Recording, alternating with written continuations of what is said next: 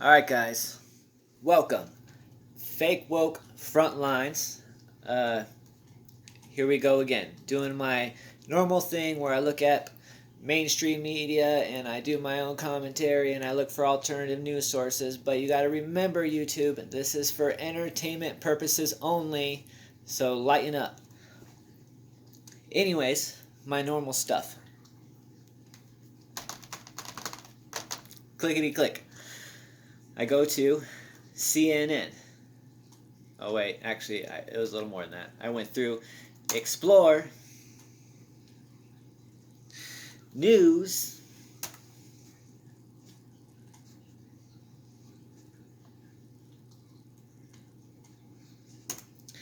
CNN. All right, our number one stories today are cpac speaker shower Trump with praise.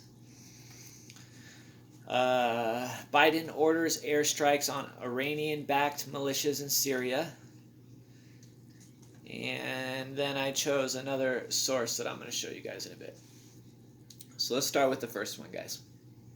Mind you, cpac showers Trump with praise. Gathering for conservatives around the country.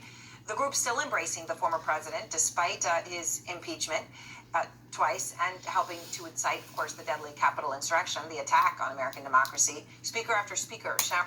Fact check. The dude that got hit with the fire extinguisher never got hit with the fire extinguisher. So at this moment, I think there's one protester that was actually killed at the protest. Everyone else died after the protest at the hospital for whatever reasons it happened. But the guy that got buried under the Capitol for getting killed with a fire extinguisher, the Times Magazine retracted their story. So they don't, well, I know why he died, but they, being the MSM, mainstream media, they don't know why he died. But it's still a deadly riot because one of the rioters was killed by a Capitol Hill police officer. Showering Trump with glowing praise thus far. How's it going, cpac? Donald Trump Jr. Or I heard someone earlier phrase it a little bit better. TPAC. Oh, by the way, the main headline, even though the title is cpac speaker shower Trump with praise, the main headline is Trump's voter foe, because I can't say it, but CNN can say it. Foe and lies on display at cpac. The Republican Party is being reborn thanks to President Kimberly Trump. Guilfoyle. The party of America first. The party of President Trump. President Trump did something that has never been done in our lifetime. He stood up to all of establishment Washington and said, all right, guys, so we're watching cpac, but they want to talk about Trump's voter foe lies on cpac. And they have this going on for 10 minutes and 1 second. Let's just do a little digging. Okay, guys. Let's see what else they got going on CNN. We got more about cpac. The Biden airstrike, Iranian-backed. But do you know what they don't have on cpac? Is Arizona State Senate Supreme Court ruling today, which talks about, let's see here. Just in, judge rules Maricopa County must provide 2.1 million ballots from 2020 election to Arizona State to audit and under subpoenas, and for immediate release statement from Senate Republicans on judge ruling allowing access to election equipment ballots in Arizona. Well, I could understand why they spent 10 minutes talking about this when that was going on. That makes a lot of sense why they would put the faux title, even though they're talking about speakers at cpac, because, you know what I mean, they're trying to, sounds like a little swoopity swap and redirect. So we move on over to their next most popular, super important, super duper duper thing to do. It's not like the Senate is debating right now whether or not to pass the stimulus, or the Texas is still having major issues with everything that happened with their 5 frozen days, or, you know, all these other issues that are going on. The fact that we just sent Iran, or we just agreed to send Iran $25 million for gender studies, and now their militias are launching missiles at us. But I don't know these things, so we're going to have to ask CNN to explain it a little bit for us, because Biden orders airstrikes on Iranian-backed militias in Syria. Now ordered his first military strike of his presidency. The targets were Iranian-backed Iraqi militia based in eastern Syria, just across the Iraqi border, which, according to the Pentagon, were behind at least 3 separate attacks on U.S. assets in Iraq. I don't know if you guys can The hear that. incident was last week when a coalition base at the Erbil airport came under rocket and mortar fire. A civilian contractor was killed, 5 Americans hurt. The U.S. Defense Secretary Lloyd Austin offered few details as to what precisely was hit by these U.S. airstrikes. We're confident in the target that we went after. We know what we did. And we're confident that that target was being used by the same Shia militia that conducted the strikes. For more details, here's CNN's Oren Lieberman reporting in from the Pentagon.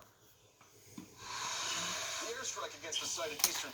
I do like how they said Shia militias, and they were putting a distinction in between, I think it's the Houthis and the Shias. And the Shias predominantly from Iran, the Houthis predominantly from Iraq and Saudi Arabia and stuff like that. Although, I don't know about these guys, but my memory is a little bit longer than that.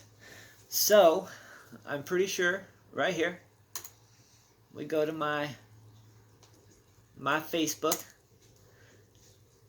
Tarkin Starling, and right here on my main newsfeed has a tweet from 6:30 p.m. June 22nd, 2019 from Mr. Candidate Joe Biden at Joe Biden, United States government official, and it reads, Trump's erratic, impulsive actions are the last thing that we need as a commander-in-chief.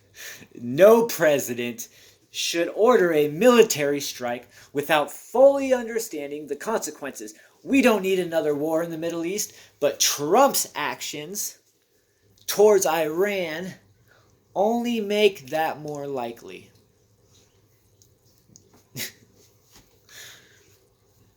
Guys, that took me like, what, 30 seconds to... I mean, the first time I did this video, it took me 30 seconds because I had already seen a thing. Alright. Let's see, do they got anything else of relevance? Let's check it out. This is 10 minutes long.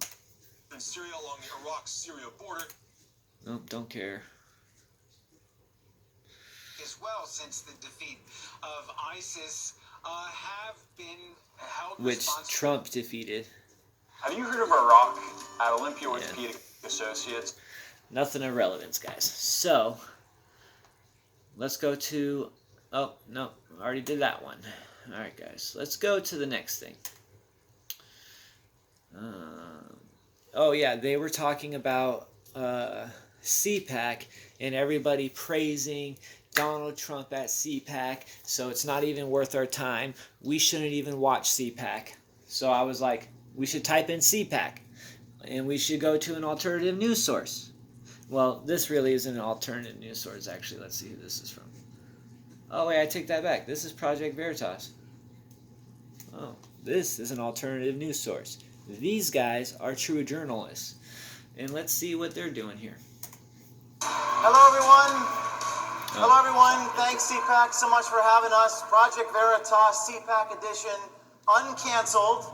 Uncanceled. Everyone's saying, what can I do about the really censorship? You know, most recently, Project Veritas? just this week, one of our Twitter accounts was canceled. Project Yep. Veritas Action, our second organization, was suspended.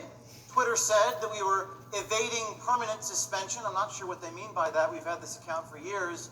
This comes on the heels of Project Veritas's Twitter account being suspended.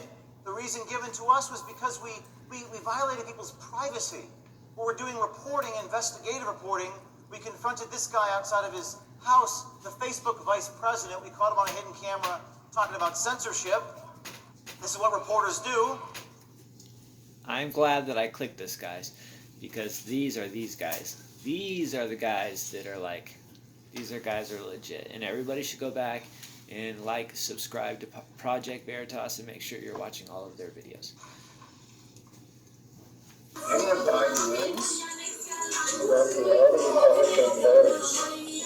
Homeland Security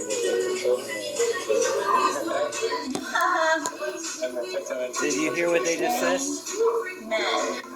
Hold on, let me lower the volume here a little bit. Wait, turn that back on. Lower the volume. Bring it back to the beginning of the video.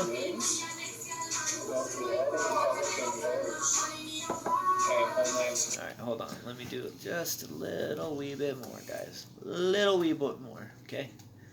Go right there. Right there. On.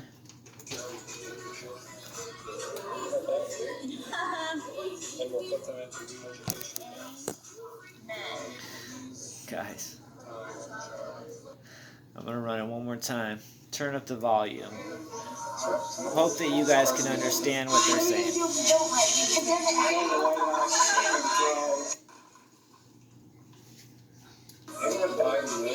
Even if Biden wins, we go for all the Republican voters, and Homeland Security will take them away.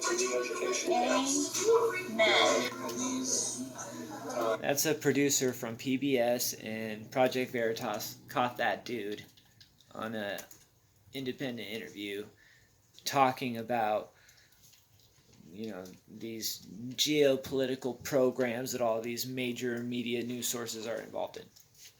So everybody should go back and watch that, guys. And I'm going to end it here at 12 minutes and 20 seconds.